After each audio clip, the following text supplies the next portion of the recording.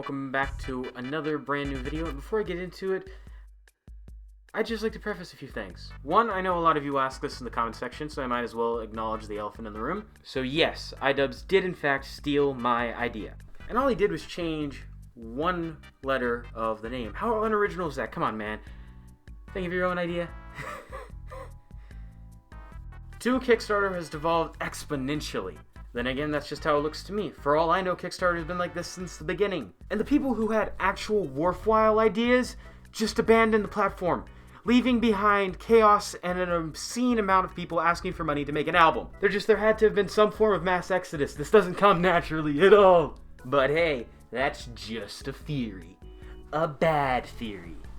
So today, the project we're going to be looking at is Queer as a $5 Bill. Empower LGBTQ and Allied Teens by Lee Wind. And if I wanted to surmise this project in one word, it would be unnecessary. Not necessarily powerful as the project purports itself to be. It takes itself very seriously, like it's some immensely revolutionary book that is maliciously being turned down due to the current political climate, and being too afraid to bring light to it. And I'm sorry to disappoint, but it isn't that revolutionary, Lee. I'm very sorry.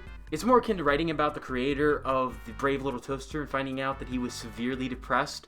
Sure, it makes sense. It explains why that thing is so fucked up, but is it necessary? It's not. Now listen, I'm not gonna harp on the book or tell you all it's horrible. I mean, it's not the best thing. I had to read most of it for this video to see if it was horrible.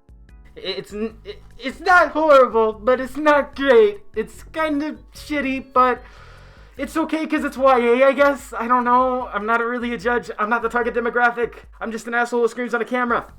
That's not the point of all this, though. Not at all. The point of all this is to show how bad this Kickstarter is. And boy, oh boy, it's bad.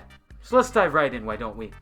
It starts out with a very gripping line. The gay YA novel, too controversial for traditional publishers. Sure.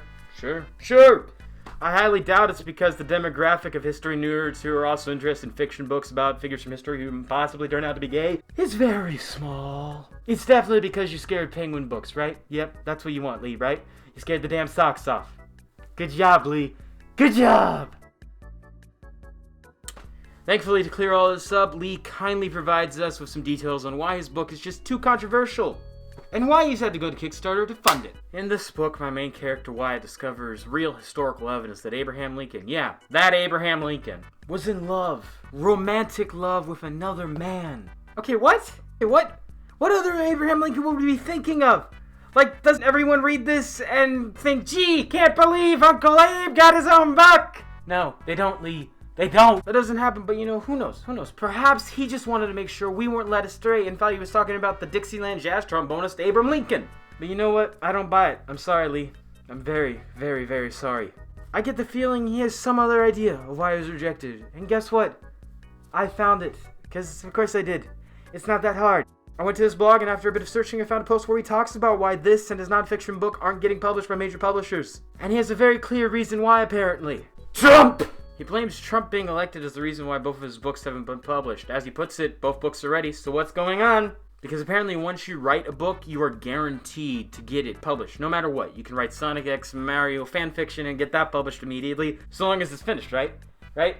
If not, I'm going to be out of a major book deal, so I need you guys to tell me in the comments. And listen, I'm not a publisher, it's not my industry, so I don't know everything about it. But I get the feeling that demographics and reader interest are really important. But then again, hey, maybe I'm wrong. Maybe Trump did send Paul Ryan and a diamond sword to take out Lee Wind's books. Sure, yeah, that's probably what happened. 420% chance! So he keeps talking about the book for a bit more, but one line really stands out to me. Imagine if we can shift the cultural conversation to where teens know the story of Lincoln loving speed. That's the first crack in the false facade of history as it's taught to young people that everyone important wasn't cisgendered, rich, white, heterosexual man. Not everyone great was cisgendered and straight. Or Caucasian or wealthy either. He adds that in parentheses. Don't know why. What? What the fuck, Lee? Whoopst! Seriously, have you ever even picked up a history book? Like ever? Seriously, what the hell is this sentence? What sort of community were you raised in where you never learned about Martin Luther King or Genghis Khan or fucking anyone on this list?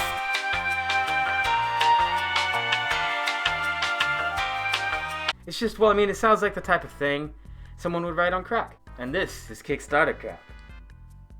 Shit. It's just crazy, and it gets crazier. He goes on to write, And once we let light in through the first crack, history becomes a lighthouse shining with a prism of LGBTQ stories. Lee, you're not fucking J.K. Rowling. Like, Lee, chill the fuck out, man. You aren't writing Harry Potter. You aren't writing Lord of the Rings. There's no harm in being confident about your book or yourself, to be honest, but keep a bit of perspective. Like, I make YouTube videos. I don't expect to be the next Jimmy Fallon or any sort of Jimmy on live television. I'm just an asshole screaming into the camera. All I'm asking for is a little bit of perspective. Just a little bit, Lee. Please. Please, Lee! Now, the rest of it mostly goes over the details of how he plans to spend the money and all the places he'll donate books. It's not that interesting, but what is interesting is all the reviews he has to, I guess, sway people into supporting his project. Which, by the way, that's ridiculous. Who would even do that? Don't do that. Don't try and make people give you money. By the way, if you're interested in supporting the channel, please go to Patreon. So the first few are from authors, then there's 2 from librarians, and then the readers. And the readers' reviews are my favorite because of how he credits all of them, with the exception of one that I assume has to have been sent through Telegram or, or mail.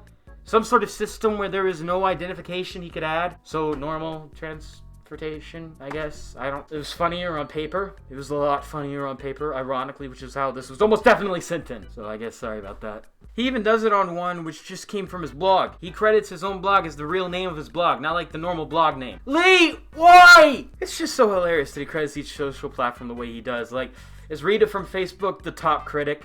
Do we want to know where Rita is from? Can we check? Someone get a read on Rita. It gives me a real laugh. Now, as a whole, this project is, as I said, 100% unnecessary. He has 2 books, and despite the other almost definitely being more marketable and more sellable, he went with this one. But beyond that, it's just such a ridiculous premise. But what surprised me the most is in the week or so I researched this, he got way more than the money he wanted. And by the time it's all done and said, he'll probably have double. I wouldn't be surprised if he does. That makes sense. But, good job, Lee. You did it. I think your project's still abysmal, but good job. Anyway, thank you everybody for watching. I hope you enjoyed. I also hope you enjoyed the style of video as opposed to gaming footage. If you like this video, make sure to leave a like, share it with a friend, comment, and if you'd like to see more videos like this in the future, subscribe to my channel. And as always, I'll see you in the next video.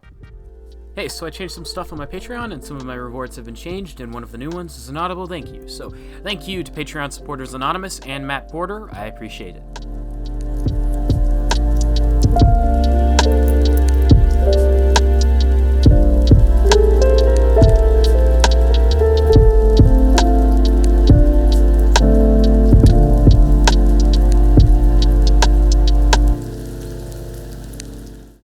Why?